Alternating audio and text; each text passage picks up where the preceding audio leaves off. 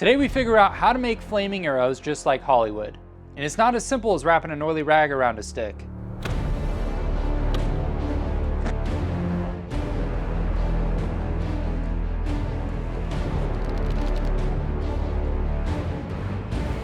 This should go without saying, but for reliability reasons only, I can't recommend that you try anything I do here. I am not responsible for your free will. So Todd's Workshop has an excellent video explaining how they used to do this historically for war, which I find fascinating, but I'm also interested in how they did this specifically for movies because I think that comes with a separate set of constraints that I find very interesting. Like how the flames used in movies look much better on camera versus the historical way, although I get that the old way is much better for battle. This is really noxious smoke. They could put really nasty stuff in it, like arsenic and camphor and things. To test out fuels for the arrows, I used the opportunity to try making a torch. Bring wood and oil. There's not much to it. I just wrapped some burlap around a stick and secured it with a couple nails. Lamp oil, isopropyl alcohol, tiki torch fuel, lighter fluid, all worked about the same. What's bananas is it actually makes the noise it makes in the movies, which is incredibly satisfying. I'm thrilled that it does that. Back, beast! Back! Oh, who goes there?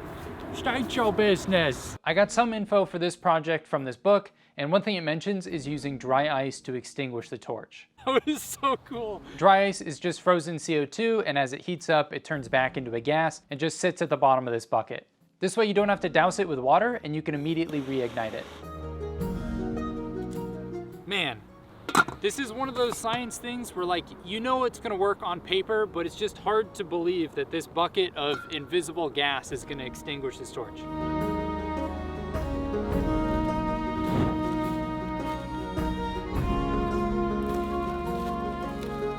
I wanted to make some arrowheads that at least resemble medieval ones. They were partly functional for holding the fuel and partly for looks. I decided to have them laser cut from steel using this video's sponsor, Send. I drew them up in CAD, uploaded the DXF to their site, and chose a material.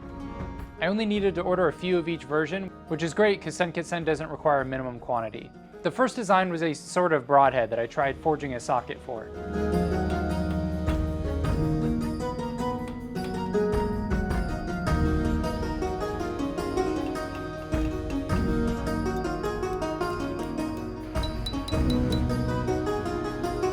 The socket worked great, but it took a long time to make and I needed a bunch of them. So the next design was much simpler. We'll call this design the straight arrowhead, and it has a tang that I bedded into the arrow shaft by heating it up and pressing it in for a moment, and then epoxying it in. For the next two designs, I wanted to try replicating traditional basket heads, one with 3 spokes and one with 4. For the 3 spokes, I used a punch to bend the spokes out.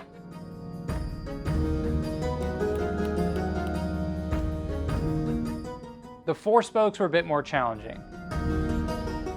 They required some heat and I worked at them back and forth.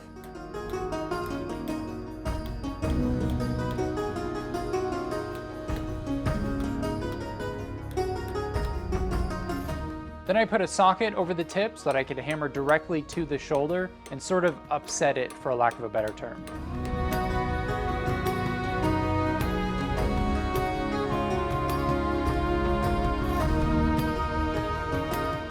Then I epoxied them in.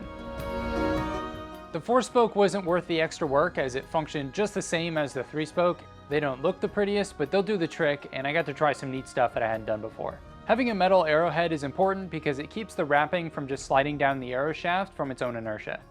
The sharp points on the shoulder of the straight arrowhead did great at biting into the wrapping. And just wrapping it tight around the arrow shaft with some wire doesn't always work. What you can do is just put a nail through it. In testing, I did end up burning through a few wooden arrow shafts because I let them burn too long. Having a longer metal arrowhead, such as the socketed one that was the same length as the wrapping, would obviously be ideal. And instead of burning down expensive off-the-shelf arrows, I had plenty of homemade arrows from cheap dowels for my last video. 2024 has been a good year for flaming arrows and trebuchets. Tell you what, I did not have medieval warfare on my 2024 bingo card. And back when Olympic ceremonies were cool, the 1992 Olympic torch was lit with an arrow. So I just have to figure out a fuel that gets me this result. This is isopropyl alcohol. Extinguished immediately. This is lamp oil. Extinguished immediately. Tiki torch oil. Yep, so this is gasoline with the basket head. Oh, that one extinguished as well, but it splashed a little bit. That's why gasoline's so scary. It splashes everywhere. So even with this super light 30-pound draw bow, it's still shooting too fast for these liquid fuels to stay lit. I was running out of liquid fuels I thought would work, so in a last-ditch effort, I tried lighter fluid. I sure hope this fuel works, because I don't know what I'm gonna do if it doesn't. Still don't work. That ain't good. I kind of banked this whole video on the idea of flaming arrows being doable. Well, that reveals a new problem to solve, which is how to keep the arrows lit while in the air. The liquid fuels I tried couldn't keep up with the speed of the arrow. Since those fuels didn't cut it, I thought I'd try something more energetic.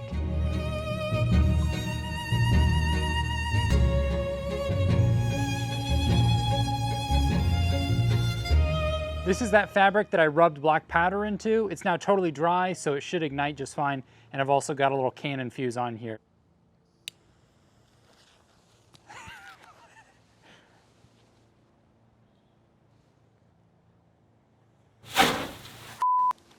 Oh.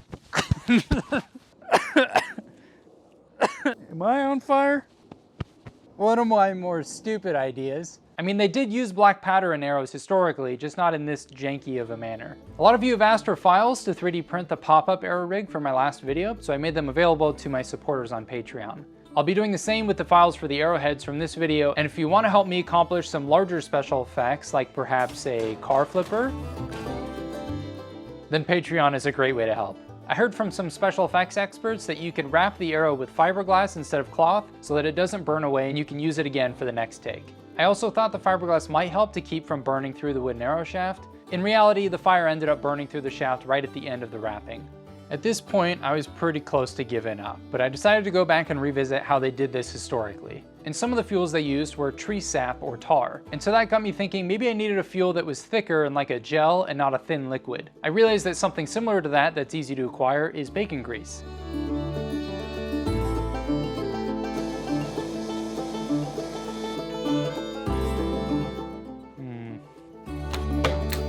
Hey! We're cooking now! It's still going. Ooh, now it's really burning. All right. Not exactly sure how to describe what got that to work, but it seemed like the longer, if I let it burn for a minute before I shoot it, it would sustain longer. Huh. That was pretty dang windproof. Bacon grease it is. Yeah, we'll come back to that. I wanted something cool to light the arrows with, and I've seen something like this in movies before. I took inspiration from some of the sconces in House of the Dragon. I'm not very artistic, but I gave it my best shot. I had this laser cut from 16th-inch steel, and they had it done and out the door in just a couple days with free shipping. They had them cut at their facility in Reno, which is pretty rad to see American manufacturing kicking butt. To get laser cut sheet metal for yourself, visit sendkitsend.com/Tyler Bell for 15% off. I rolled the panel around a weld-on pipe cap that I used for a bowl. And then I spot welded through the holes to roughly resemble rivets. I thought I double and triple checked my math on the circumference to make sure that these two posts overlapped, but alas.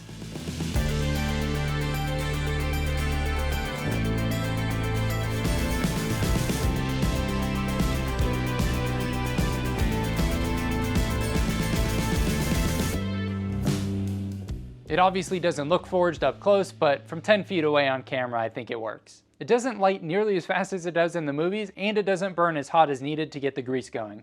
Enough messing around. Nah.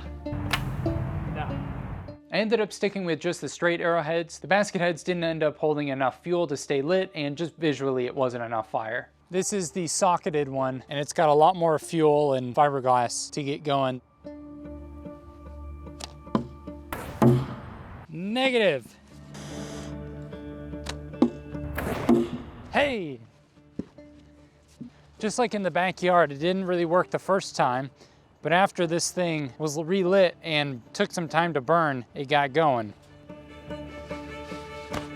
Yeah! Oh!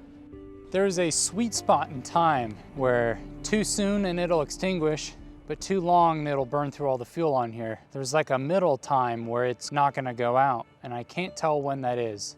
You know that feeling when you think you figured something out because you got it to work once, but then you realize you have no idea how you got it to work the first time? Yeah, well, this is that for me. It seemed like only 1 or 2 outer layers of the fiberglass would soak up the grease, and that thin layer of grease would burn off too quickly. There's no more grease on this. So I switched to burlap in the hopes that it would soak in the grease deeper and add to the fire, allowing it to burn longer and hotter. This just meant it wouldn't be reusable like the fiberglass, but you have to recoat the fiberglass with grease anyways every time you use it.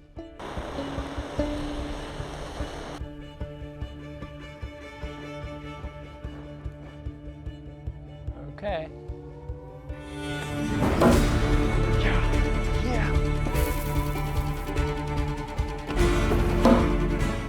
Oh, that looks so cool. Still going. Shot it 3 times now. Your fortifications don't stand a chance. Boy, it's really going now. It gets better the more it burns.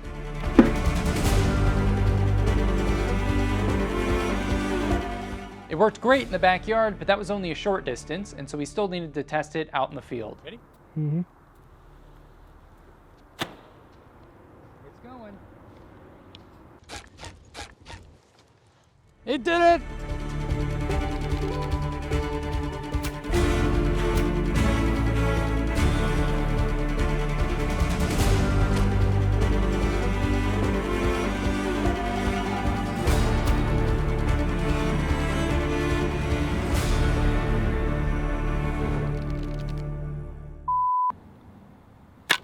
Oh my God.